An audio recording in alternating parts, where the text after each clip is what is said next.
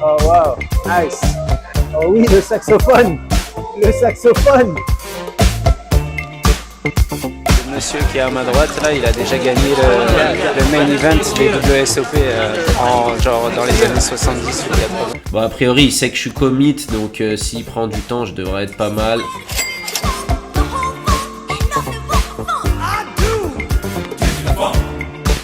Et salut les bluffeurs, on se retrouve pour le D2 de ce main event de l'APPT Manille. J'ai monté un gros stack dans le D1 dans le vlog précédent. N'hésitez pas à aller jeter un coup d'œil et on va voir si on peut aller chercher ce trophée et aller loin dans ce tournoi. Bonjour, bon matin. Petit avant le D2 là, on prend le petit déjeuner tranquille. Fait une petite séance de sport. Première étape, essayer d'aller atteindre les places payées. On verra, mais il n'y a pas le feu avec cette structure. Il n'y a vraiment pas besoin de forcer les choses, je pense. Là, on va voir en fonction de la table. Moi, il y a Dominique Nietzsche qui avait bossé, qui est de retour à ma table. Donc bon, ça c'est quand même un joueur très dangereux. Et voilà, sinon les autres joueurs à ma table, je ne connais pas. Il va rester encore des joueurs sûrement récréatifs. Il y a pas mal de joueurs qui sont arrivés aussi juste pour ce main event, je pense. C'est bizarre d'ailleurs, hein, les gens qui se déplacent, qui arrivent que pour 3-4 jours. Là, le main est tellement beau qu'ils se sont dit que ça valait le coup. C'est quand même un 3K, enfin quasi 3K, c'est rare en vrai. Putain, mais vas-y, je me sens roulé. À chaque fois, je commande avant et ça arrive après. Tu prends des plats trop sophistiqués. Et ici, c'est les meilleurs cookies du pays. Genre, j'ai testé que ici à côté, mais je peux t'assurer que c'est les meilleurs cookies du pays. Allez, c'est parti, on se dirige vers la salle de tournoi.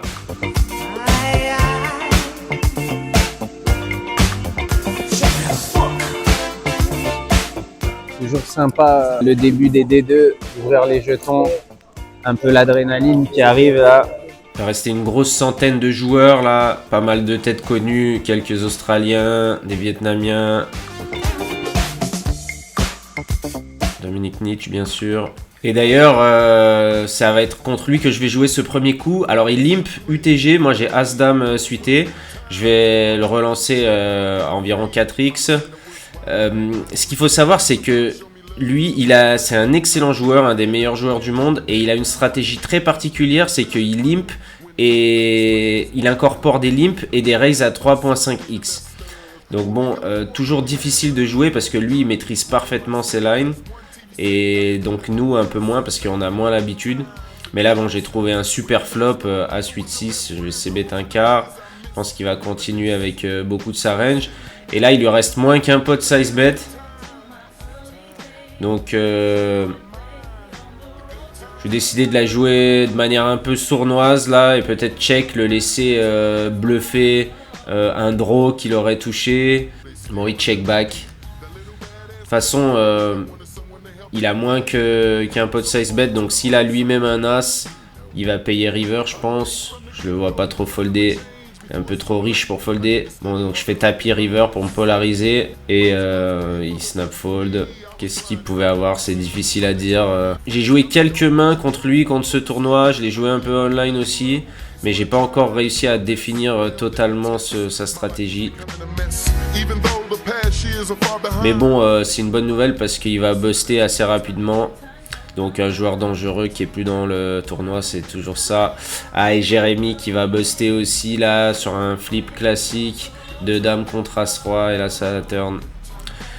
Dommage. Ça aurait été bien d'aller loin ensemble encore dans ce tournoi. Et je recommence à la relance. UTG, roi dame de pique. Et je vais me faire 3 bêtes par ce joueur. Assez fantasque.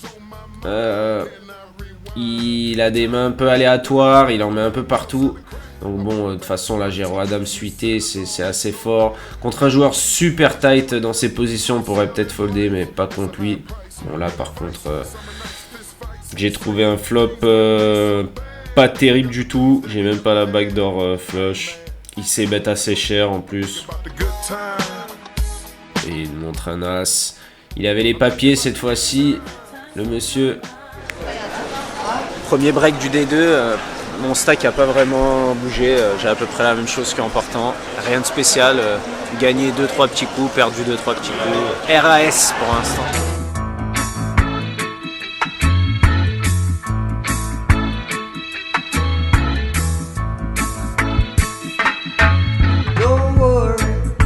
j'ai 2 As. American Airlines va relancer bien sûr, défendu seulement par la bébé.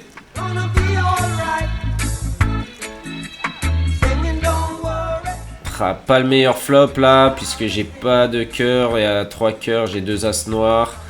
Bon, ça va encore, hein, mais lui il peut avoir toutes les flushs, il peut avoir des 2 paires, beaucoup de tirages.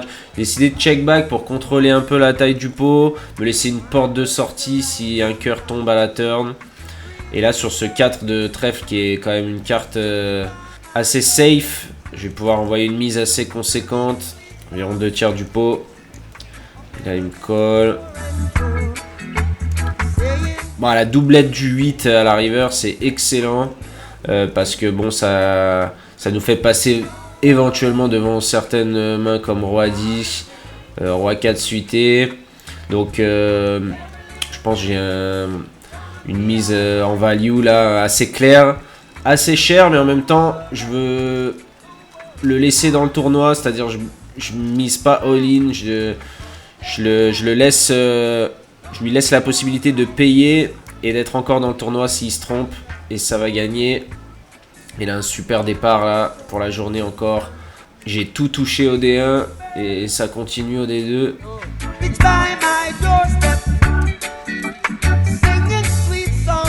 Vraiment un scénario excellent.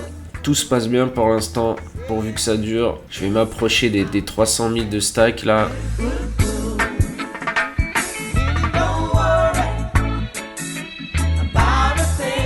Et ça fait all-in pour environ 5 bébés de UTG 1 et UTG 2 juste call. Donc moi j'ai une paire de 9, je vais décider de juste payer parce que je me méfie un peu de UTG 2 qui avec beaucoup de mains aurait surrelancé. Donc je pense qu'il peut y avoir beaucoup de trappes comme ça, 2 As, 2 Rois. Donc faut que je fasse attention. Le flop est plutôt bon pour ma main, il check. J'ai encore check back, on joue contre 2 range. Et j'ai un peu peur encore de ces trappes. S'il check encore la turn, je vais pouvoir envisager une mise en value. Et pour protéger un peu contre ces 2 overcards, je vais miser environ moitié pot là. Bon, il passe. Et le premier à Dame Valet. Juste éviter une dame ou un valet pour gagner un pot sympa là. Ah, une petite carte parfaite. Et je continue d'encaisser. Là, je vais passer un peu au-dessus des 300 000.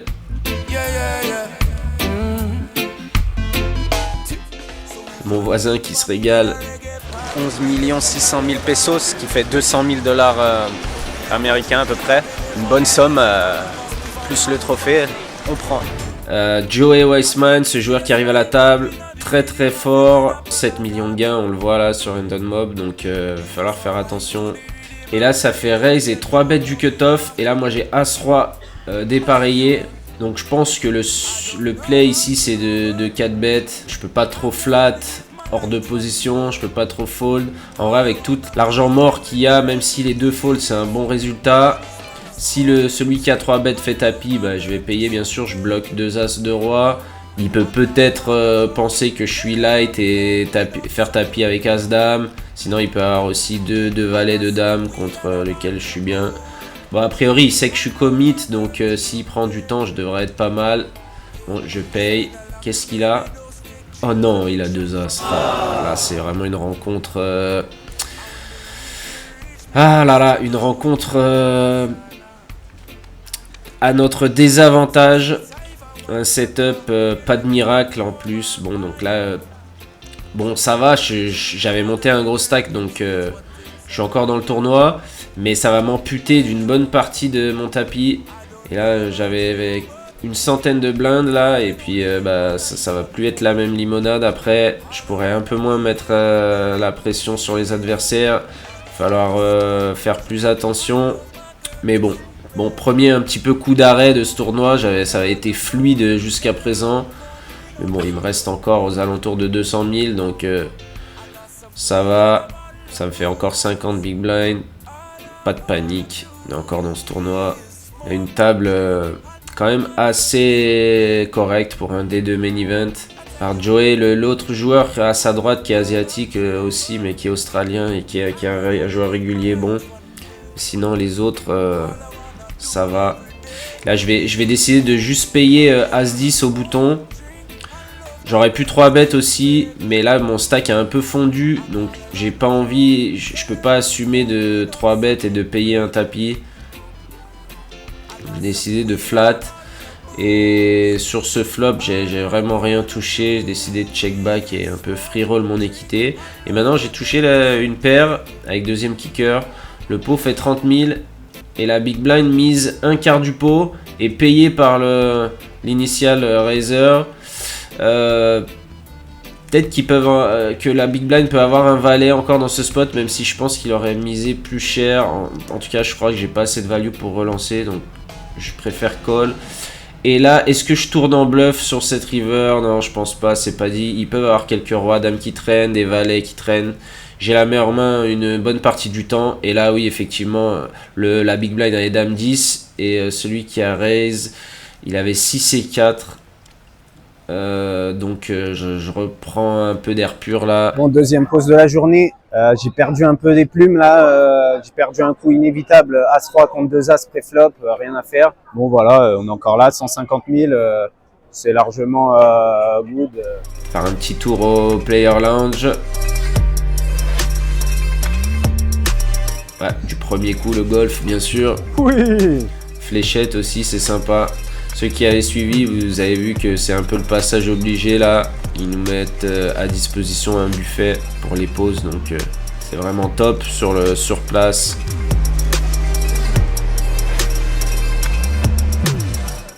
Et là donc Joey qui va relancer, je vais défendre roi 9, défendre standard.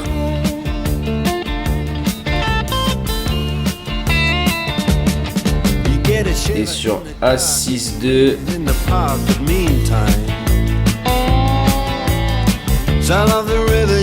il va c-bet, je pense qu'il va c-bet range. Donc hauteur roi, je vais décider de défendre contre ce sizing. Et là, ça touche quelques mains chez moi, comme des flushs qui rentrent, 4 et 5. Et là, il va envoyer un deuxième barrel. Est-ce que je peux bluffer? J'ai pas de bloqueur, j'ai rien, j'ai même pas de pique. Une mise assez chère. Je vais commit une trop grosse portion de mon stack, donc je pense que je suis obligé de fold là. Et ouais, a posteriori, peut-être que j'aurais pu m'abstenir au flop contre un bon joueur, sûrement le meilleur joueur de la table. J'aurais peut-être pu m'abstenir et passer directement. Je sais qu'il va me barrel souvent les turns, compliqué à jouer, donc ouais, pas si fan de ce move là contre ce joueur. Et on repart à la relance avec As-Valet dépareillé, payé au bouton par ce joueur asiatique.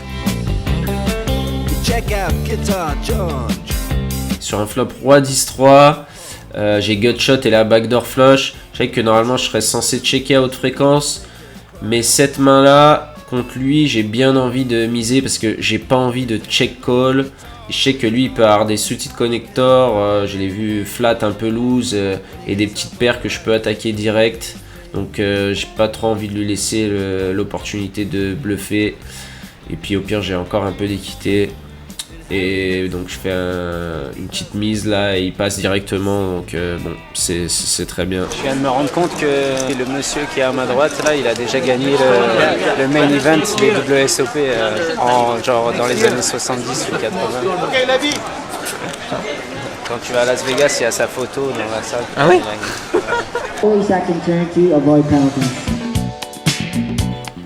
Et la raise du bouton, mais raise 3x. Il fait la plupart du temps il faisait 2x et là il fait 3x, donc ça annonce quand même un peu de force. C'est pour ça qu'on n'est pas encore dans l'argent. Je vais décider de juste payer tranquillement avec ma paire de 8 et pas faire tapis. Bon flop pour nous là, parce que lui il représente beaucoup de As-Dame, As-Roi, et surtout quand il check back on a souvent la meilleure main. Ah par contre cet As là, c'est vraiment pas une bonne turn parce que là maintenant bah lui ça touche vraiment ce qu'il représente quoi, As-Dame, As-Roi. Je pense que s'il avait eu un Broadway ou une paire de 10+, il aurait misé le flop quand même. Donc là, je pense qu'il a vraiment beaucoup trop souvent As-Roi, As-Dame. Si je paye ici, j'ai pas beaucoup de possibilités d'amélioration. Il y a juste les 8 qui me font gagner. Et bon, au moins j'ai le 8 de pique et le 8 de cœur. Donc si le 8 rentre, ça fera pas rentrer la flush. Et si je paye, il faut que j'envisage de bluffer sur certaines rivers. Donc à ce moment-là du tournoi, j'ai pas trop envie. Ouais, je pense qu'il a vraiment trop souvent un as dans ce spot. 3 fois le montant de la grosse blinde pré-flop, c'est bizarre. Ça annonce en général beaucoup de force. Le flop était beau quand il check back, je me sentais bien. Je dirais il a sûrement hauteur as. Et là, ça la turn. Donc, c'est la 3e pause de la journée. Il reste 74 joueurs sur les 416 au départ. Et il y aura 63 dans les places payées. Ouais, on va aller se restaurer. Oh wow, nice. Oh oui, le saxophone. Le saxophone. Là, le saxophone, j'adore. Il y a une petite player party là. Mettre un peu de musique. Encore des boissons et de la nourriture à disposition. Petite eau gazeuse, la boisson des champions. Allez, mais on n'a pas trop le temps de faire la fête. On a un main event à gagner. Et là, on n'est pas loin de la bulle. Là. 63 payés. Et ça fait raise UTG. Et là, j'ai même pas 10 bébés. Et j'ai As-Dame. Donc, je pense que lui, il a encore des raise fold. Quand même pas trop faire le paillasson là.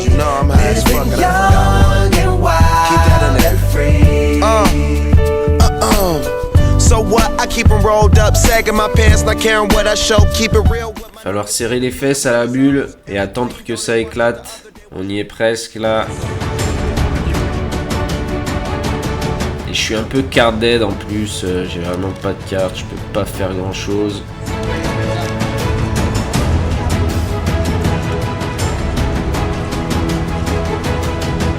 Et ça y est, c'est la bulle. Et là, j'ai As-7 off. Je décide de folder au bouton parce qu'il y a vraiment des short stacks. Oh, et ce joueur est couvert. C'est vraiment la bulle pure. Il la colle et s'il perd le coup, bah, on sera dans l'argent. Il n'y a que un 5 qui peut le sauver, c'est-à-dire ils peuvent partager, sinon il est foutu et on va être dans l'argent.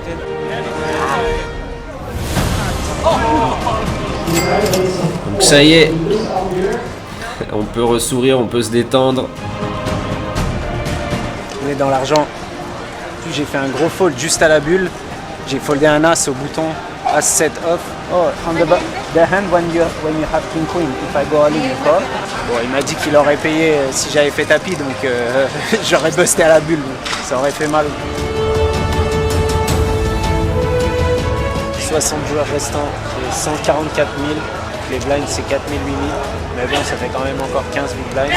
Je double une fois, je restyle quelques fois, je prends les blinds et on est toujours là. Et là, j'ai 2 valets, donc je raise. Je peux pas faire tapis directement, j'ai un peu trop. Et la big blind défend. Ce serait bien de voir un flop sans over là. Ah, mais c'est pas le cas. En roi 9-5. Décider de check back. Et doublette de la bottom pair. Et là, il check assez rapidement. Donc, je pense que s'il avait eu un 5, il aurait réfléchi un peu plus. Donc, j'ai décidé de miser pour value contre un 9, un draw. Je pense pas me faire check raise très souvent.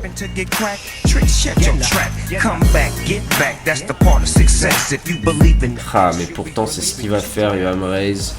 Est-ce qu'il arrive à trouver cette bluff à ce moment-là du tournoi? Ça a l'air compliqué. En gros, là, quand il raise par rapport à la taille de mon stack, il me dit qu'il est prêt à jouer pour tout mon tapis. Il y a quand même pas mal de draws il pourrait s'appuyer sur ce 5 pour bluffer. Je sais pas s'il est capable. Bon, j'ai décidé de faire un peu le lâche là. Really need to talk to you, Lord. Since the last time we talked, the walk has been hard. Now I know you haven't left me, but I feel like I'm alone. I'm a big boy now, but I'm still not grown, and I'm still going through it. Et là, Mansour Matloubi, l'ancien vainqueur du main event. Ce qu'il faut savoir, c'est qu'il a joué très très tight à l'ancienne, en mode serrure. Il joue que des grosses mains et il fold tout le reste. Donc là, quand il défend même pas ses bébés et tout. Donc là, quand il raise 3x UTG, pour moi, il a toujours une main. Donc je fais tapis directement. Et je pense qu'il va me payer instantanément. En espérant qu'on tombe sur 2 valets, 2 10. À la limite, As-Valet, As-Dame. Je sais même pas si ce joueur, ça se trouve, il est capable de folder directement As-Valet. Et là, il paye pas instantanément. Déjà, ça me surprend. Il réfléchit. Mais pour moi, il va payer presque toujours.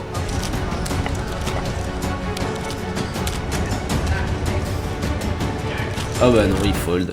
Bon bah je sais pas trop ce qu'il avait. Je suis tombé sur vraiment le bas de sa range, mais c'est étonnant, ça me surprend vraiment parce que il était vraiment une barre de fer quoi, comme vraiment à l'ancienne. Vincent Chauve, un Français qui habite en Thaïlande, qui fait le circuit aussi, très sympa. Et là, all-in du bouton pour 15 bébés, j'ai As-Valet suité, donc snap call, il a fait beaucoup tapis, c'est pour attaquer nos short stack. Ah non, il touche le brelan de 6. Ah, je suis foutu à la turn. Bon, bah ça y est, c'est le Bosto. C'est le Bosto. Je suis allé loin dans ce tournoi, mais pas encore assez loin.